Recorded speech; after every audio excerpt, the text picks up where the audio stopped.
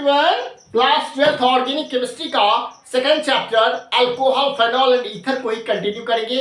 Video lecture number 12 है। इससे पहले हम 11 क्लास ऑलरेडी इस चैप्टर के पढ़ा चुके हैं। आज जो है वो अल्कोहल, फेनॉल, ईथर का लास्ट क्लास होगा। आज की क्लास में हम पढ़ेंगे प्रॉपर्टीज ऑफ ईथर। पहले पढ़ेंगे फिजिकल प्रॉपर्टीज, देन पढ़ेंगे केमिकल प्रॉपर्टीज। तो जो फिजिकल स्टेट देखेंगे सबसे पहले फिजिकल प्रॉपर्टीज में, पहले हेडिंग डाल के लिखिएगा फिजिकल प्रॉपर्टीज ऑफ ईथर। उसमें क्या होगा, फिजिकल स्टेट। फिजिकल स्टेट में क्या बात करेंगे, लोअर ईथर जो होते हैं वो गैसियस स्टेट में होते हैं, और जैसे जैसे उसमें कार्बन एटम बढ़ता रहता है, मतलब हायर ईथर को लिक्विड स्टेट में होता है, जिसका अपना कैरेक्टरिस्टिक स्मेल होता है। ठीक है। डाइपोल मोमेंट की अगर हम बात करें तो कार्बन और ऑक्सीजन के बीच में जो सिंगल बॉन्ड होता है उसमें आपको पता है कि कार्बन का इलेक्ट्रोनेगेटिविटी कितना होता है 2.5 और ऑक्सीजन का कितना होता है 3.5। तो इन दोनों के बीच में इलेक्ट्रोनेगेटिविटी डिफरेंस है, सो ये पोलर नेचर का होता है बॉन्ड। ठीक है। और इसके कारण क्या है, CO bond in ether is polar in nature, so they have net dipole moment. इस कारण से इसमें क्या होंगे, कुछ ना कुछ डाइपोल मोमेंट होगा। और बॉइलिंग पॉइंट की बात करें तो अल्कोहल का बॉइलिंग पॉइंट ईथर से ज्यादा होता है। ठीक है। क्यों होता है, क्योंकि इस अल्कोहल के पास हाइड्रोजन बॉन्ड होते हैं और ईथर में नहीं होते। अगर सॉल्युबिलिटी की बात करें तो lower ether are miscible but higher ether are immiscible in water. मतलब लोअर ईथर जो होते हैं इसमें मतलब कम हाइड्रोजन होता है, वो क्या होते हैं, मिसिबल होते हैं। ठीक है। लेकिन हायर ईथर जो होते हैं वो क्या होते हैं, इमिसिबल होते हैं। जैसे जैसे नंबर ऑफ कार्बन बढ़ता जाता है, अल्काइल ग्रुप बड़ा होता जाता है, हाइड्रोफोबिक पार्ट बढ़ता जाता है, तो वो इमिसिबल, इनसॉल्युबल होते चले जाते हैं। ठीक है। अब आप देखिएगा, देखिए यहाँ पे लोअर जो ईथर है वो देखिए हाइड्रोजन बॉन्ड फॉर्म कर रहा है, OH बॉन्ड बना रहा है, और क्या हो रहा है, मिसिबल हो रहा है, घुल रहा है। लेकिन जैसे जैसे अल्काइल ग्रुप बढ़ता जाता है, कार्बन चेन बढ़ता जाता है, फिर ये क्या होते जाता है, इमिसिबल। कॉपी में फिजिकल प्रॉपर्टीज ऑफ ईथर को अच्छे से नोट डाउन कीजिए। फिर हम बात करते हैं केमिकल प्रॉपर्टीज ऑफ ईथर।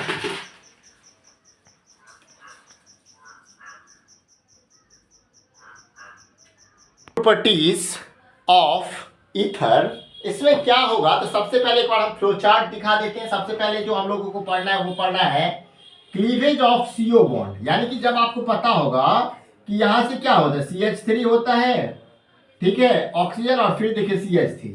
तो देखिए ये जो कार्बन और ऑक्सीजन के बीच में जो बॉन्ड है उसका क्या होगा, क्लीवेज होगा, वो टूटेगा। ठीक है। तो पहला ये तरीका हम लोग देखेंगे। दूसरा इलेक्ट्रोफिलिक सब्स्टिट्यूशन रिएक्शन, जो हम बार बार कर रहे हैं, इलेक्ट्रोफिलिक सब्स्टिट्यूशन रिएक्शन, इसमें हेलोजिनेशन, ठीक है, उसके बाद फ्राइडल क्राफ्ट रिएक्शन, इसमें अल्काइलेशन, एसाइलेशन, फिर आपको नाइट्रेशन, सब कुछ आपको पढ़ने के लिए मिलेगा। तो अभी आप क्या कीजिए, सबसे पहले इस फ्लो चार्ट को नोट कीजिए, फिर हम वन बाय वन जितना भी केमिकल प्रॉपर्टीज है सबको डिस्कस करते हैं, सबको बता देते हैं। ठीक है। और इस टॉपिक को भी खत्म करते हुए alcohol, phenol and ether chapter को यहीं पे समाप्त करने का काम करते हैं, थ्योरी पोर्शन बस। ठीक है। नोट कर लीजिए इसको भी।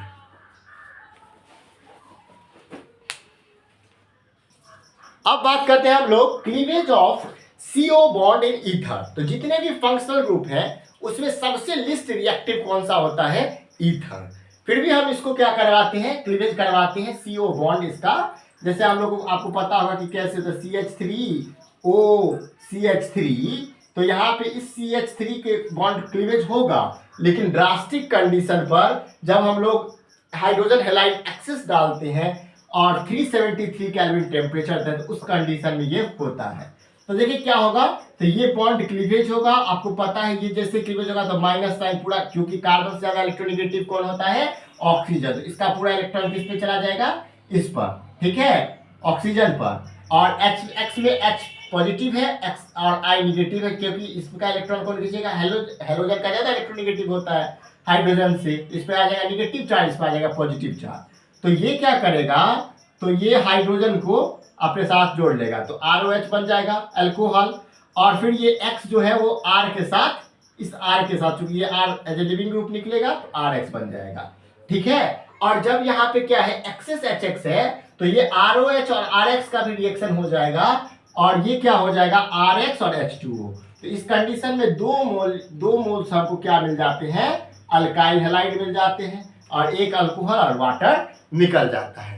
तो यहां से देखते हैं जब सिमेट्रिकल अल्कोहल होता है तो। अब इसी को अगर इस तरीके से समझेंगे तो देखिए क्या है, डाइइथाइल ईथर, ठीक है। जब इसका हम क्या करते हैं, हाइड्रोजन हैलाइड के साथ रिएक्शन करवाते हैं तो सेम कहानी होता है। ये जो है इलेक्ट्रॉन इसको देता है और यहाँ पे क्या बन जाता है, इथेनॉल, और क्या निकल जाता है, इथाइल आयोडाइड, ठीक है। फिर इसमें क्या होता है, अगर HI एक्सेस होगा, अगर जब नॉर्मल कंडीशन पे ये होगा, लेकिन HI जब हम एक्सेस देंगे और टेम्परेचर देंगे 373 केल्विन, तो यहाँ पे क्या होगा, तो फिर ये जो है इसको भेजेगा, ठीक है।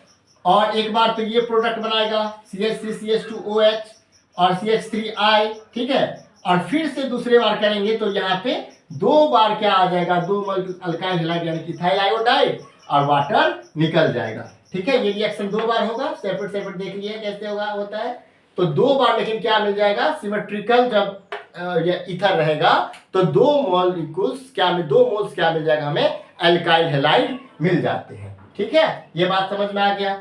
अब जब हम देखेंगे कि ये जो है अल्काइल एराइल ऑक्साइड, ये वाला भी ईथर है इस तरीके, ये कैसे जो है वो अल्काइल हैलाइड जो है वो मतलब कैसे रिएक्शन करवाता है हाइड्रोजन हैलाइड के साथ। तो इसमें क्या हम देखते हैं कि यहाँ से बॉन्ड क्लीवेज होता है ऑक्सीजन कार्बन के बीच में। अब यहाँ से क्यों नहीं होता, क्योंकि ये स्टेबल होता है। आप रेजोनेंस में देखते हैं क्योंकि पार्शियल डबल बॉन्ड हो जाता है, तो इस बॉन्ड को तोड़ने से अच्छा है कि इस बॉन्ड को, ये बॉन्ड आसानी से क्लीवेज होता है, तो यहाँ से बॉन्ड क्लीवेज होगा और ये जो H+ है वो यहाँ पे शिफ्ट हो जाएगा, OH बन जाएगा, फिनॉल बन जाएगा और क्या निकलेगा, अल्काइल आयोडाइड या अल्काइल हैलाइड निकल जाता है। अब रिएक्शन कौन अच्छा देता है, तो सबसे अच्छा HI, फिर HBr, फिर HCl, ठीक है। HF ऐसा कोई रिएक्शन नहीं देता है, ऑर्डर ऑफ रिएक्टिविटी सबसे अच्छा कौन देता है, HI। आप इसको भी कॉपी में नोट कर लीजिए, फिर हम इसका मैकेनिज्म भी बता देते हैं कि कैसे होता है और अनसिमेट्रिकल के केस में कैसे होता है, ये भी बात देखना है। तो पहले इसको आप कॉपी में नोट डाउन कर लीजिए।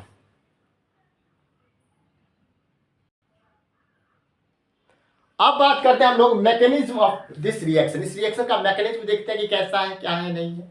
तो अगर हम देखेंगे क्या, तो हम ले लिए एक अनसिमेट्रिकल ईथर। क्या ले लिए हैं, अनसिमेट्रिकल ईथर, यानी कि इथाइल मिथाइल ईथर लिए हैं और HI के साथ उसका रिएक्शन करवाए हैं। तो अब यहाँ पे है अल्कोहल के पास एक्स्ट्रा मतलब लोन पेयर, एक्स्ट्रा इलेक्ट्रॉन है, लोन पेयर। ये इस पर अटैक करेगा, यहाँ पे है प्लस चार्ज और इस पे ये जुड़ जाएगा, बॉन्ड बना लेगा। तो यहाँ पे क्या फॉर्म होगा, ऑक्सियम आयन, क्या बन जाएगा, ऑक्सियम आयन, I- यहाँ से निकल जाएगा। अब क्या होगा, I- यहाँ इस कार्बन पर अटैक करेगा, कैसे, न्यूक्लियोफिलिक सब्स्टिट्यूशन रिएक्शन का। इधर से भी कर सकता है, लेकिन इधर से क्या है, बल्क ग्रुप है, यहाँ पे 2 कार्बन है, ठीक है, और यहाँ पे लिस्ट कार्बन वाला ग्रुप है, इसलिए इधर से अटैक करेगा। अटैक किया, SN2 mechanism, transition state form हुआ। अब इस कार्बन, इस आयोडीन जो है, आयोडाइड जो है, आयोडीन जो है, I-, वो इस कार्बन के साथ बॉन्ड बैकिंग करना चाह रहा है। यहाँ पे बॉन्ड बैकिंग हो रहा है और यहाँ पे इसके साथ ऑक्सियम आयन के साथ बॉन्ड ब्रेकिंग हो रहा है इस स्टेट में। और क्या बन गया, लास्ट में बन गया CH3I, यानी कि मिथाइल आयोडाइड, और इथेनॉल बन गया, ठीक है। फिर उसके बाद हम क्या करेंगे, जब HI एक्सेस होता है, excess HI, when HI excess और टेम्परेचर हीट देंगे, तो फिर से ये जो इथेनॉल है और क्या है और HI है, और रिएक्शन स्टार्ट हो जाएगा। यहाँ से I- निकलेगा और फिर क्या होगा, तो फिर यहाँ से क्या हो जाएगा, तो H2O जो है वो जुड़ जाएगा और क्या बना लेगा, इथाइल आयोडाइड, और वाटर निकल जाएगा। यहाँ से भी देखिए कि 2 को हमें अल्काइल हैलाइड मिल रहा है, लेकिन एक क्या मिल रहा है, मिथाइल आयोडाइड, और दूसरा क्या मिला हमारा, इथाइल आयोडाइड। अब रिएक्शन उधर से होगा, इधर से लिस्ट नंबर ऑफ कार्बन है, ठीक है, और SN2 मैकेनिज्म ये फॉलो किया। तो इसको आप पहले कॉपी में अच्छे से नोट डाउन कर लीजिए।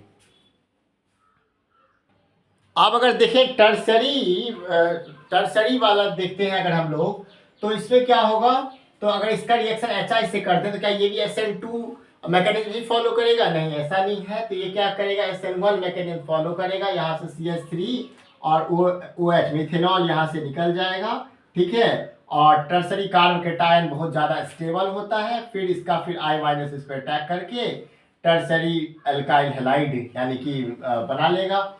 फिर उसी तरीके से सेकेंडरी का होगा, उसमें भी अगर HI का रिएक्शन करवाएंगे तो I निकलेगा और CH3OH यहाँ से भी निकल जाएगा।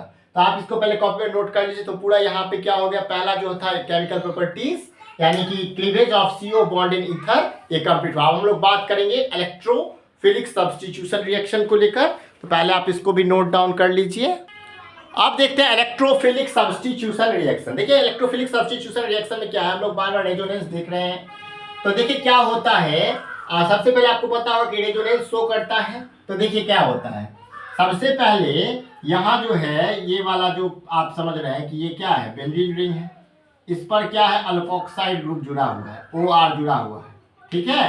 अब इस ऑक्सीजन में ये जो लोन पेयर है, पहले ये यहाँ शिफ्ट होता है। जैसे ही यहाँ शिफ्ट हुआ तो यहाँ पे क्या हो जाएगा, डबल बॉन्ड बन जाएगा। जैसे यहाँ डबल बॉन्ड होगा तो इस कार्बन के कितने बॉन्ड बन जाएंगे, एक यहाँ, एक, दो, दो, चार और एक हाइड्रोजन के साथ, तो 5 बॉन्ड बन जाएंगे इस कार्बन के, ठीक है। तो 5 बॉन्ड बनना पॉसिबल नहीं है, तो क्या होता है, यहाँ से इलेक्ट्रॉन पेयर यहाँ शिफ्ट हो जाता है, ठीक है। देखिए यहाँ से इलेक्ट्रॉन यहाँ शिफ्ट हो गया, ortho position of benzene ring. अब फिर ये जो इलेक्ट्रॉन है वो यहाँ आ जाता है, डबल बॉन्ड बन गया। फिर अब यहाँ से क्या हो गया, तो ये डबल बॉन्ड बन गया, ठीक है। अब ये देखिए यहाँ से क्या हो गया, तो फिर जैसे ये यहाँ, अब ये जो ये डबल बॉन्ड जैसे ही बन गया, तो यहाँ भी डबल बॉन्ड, यहाँ भी डबल बॉन्ड, इस कार्बन के 5 बॉन्ड बन जाते हैं। तो ये जो डबल बॉन्ड का इलेक्ट्रॉन था ये पैरा पोजीशन पे शिफ्ट हो जाता है, ठीक है। अब फिर यहाँ से डबल बॉन्ड यहाँ जाएगा। तो ऐसे करते करते हम लोग देखते हैं कि ये रेजोनेंस बनाता है, और इसमें क्या होता है, तो पैरा पोजीशन और ऑर्थो पोजीशन पर इलेक्ट्रॉन पेयर आ जाता है। और इलेक्ट्रोफाइल क्या है आपको तो पता ही है, इलेक्ट्रॉन लविंग। तो इलेक्ट्रोफाइल उसी जगह पे जुड़ेगा ना जहां पे क्या है, इलेक्ट्रॉन है। तो इलेक्ट्रोफाइल जुड़ेगा कहाँ कहाँ पे, तो पैरा पोजीशन और ortho position, ortho directing group और पैरा डायरेक्टिंग ग्रुप बनाएगा। ऑर्थो डायरेक्टिंग ग्रुप जो होता है वो क्या होता है, major, minor. Ortho directing group होता है माइनर, क्योंकि इस दोनों के बीच में एकदम नजदीक है और रिपल्सन क्रिएट करता है, तो ये माइनर होता है। और पैरा डायरेक्टिंग ग्रुप होता है हमारा मेजर। ऑर्थो डायरेक्टिंग ग्रुप क्या होता है, माइनर। पैरा डायरेक्टिंग ग्रुप क्या होता है, मेजर। तो जब भी हम बनाते हैं हेलोजिनेशन तो क्या करते हैं, हम हेलोजन एटम को जोड़ते हैं। तो यहाँ पे Br2 जुड़ेगा, एक ऑर्थो पोजीशन पर और एक पैरा पोजीशन, ऑर्थो पोजीशन पे माइनर और पैरा पोजीशन पे मेजर। इसको नोट डाउन कर लीजिए पहले कॉपी के अंदर। आप देखेंगे दो और इम्पोर्टेंट रिएक्शन देखेंगे, केमिकल रिएक्शन। एक तो फ्राइडल क्राफ्ट रिएक्शन देखेंगे, इसमें एल्काइलेशन और acetylation, acylation, Friedl craft alkylation और फ्राइडल क्राफ्ट एसाइलेशन।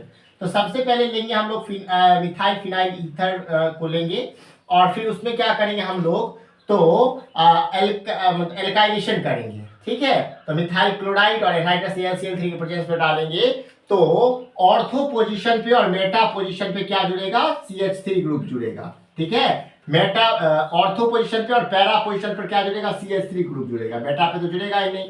पैरा पे डायरेक्टिंग ग्रुप जो होगा वो मेजर होगा, और ऑर्थो डायरेक्टिंग ग्रुप जो होगा वो क्या होगा, माइनर होगा। ये बात का आप ध्यान रखिएगा। उसमें भी क्या होता है, तो ये पैरा और ऑर्थो क्यों होता है, क्योंकि रेजोनेंस में देखे ही है, क्योंकि ऑर्थो पोजीशन और पैरा पोजीशन पे इलेक्ट्रॉन आ जाता है, तो यहाँ पे इलेक्ट्रोफाइल को जोड़ने में आसानी होता है। इलेक्ट्रोफाइल इलेक्ट्रॉन लवर होता है, इलेक्ट्रॉन लविंग स्पीशीज होता है।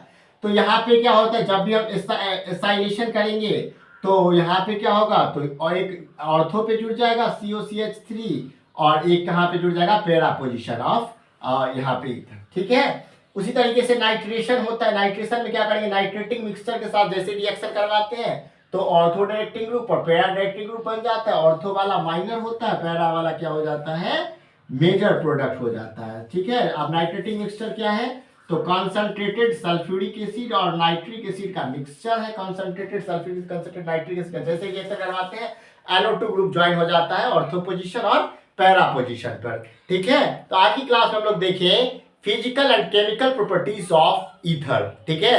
अगर आपको वीडियो अच्छा लगा तो वीडियो को लाइक करें, हमारे चैनल को सब्सक्राइब करें, बेल आइकन को प्रेस करें, जिससे हर एक वीडियो का नोटिफिकेशन आप तक पहुंचे, ठीक है। और लगातार से यहाँ पे हेलोएल्केन हेलोइडिन हम लोग कंप्लीट किए, और अभी हम लोग क्या कंप्लीट किया, अल्कोहल फेनॉल ईथर। 2 चैप्टर पूरा कंप्लीट हो चुका है, पूरा theory part A to Z, तो पूरा देखिएगा। और उसके बाद जो है वो हम लोग अगला नेक्स्ट चैप्टर स्टार्ट करने वाले हैं, carbonyl compound, aldehyde, ketones and carboxylic acid. तो अल्कोहल फेनॉल ईथर और हेलोएल्केन हेलोइडिन हम लोग कंप्लीट पढ़ चुके हैं। Thanks for watching this video.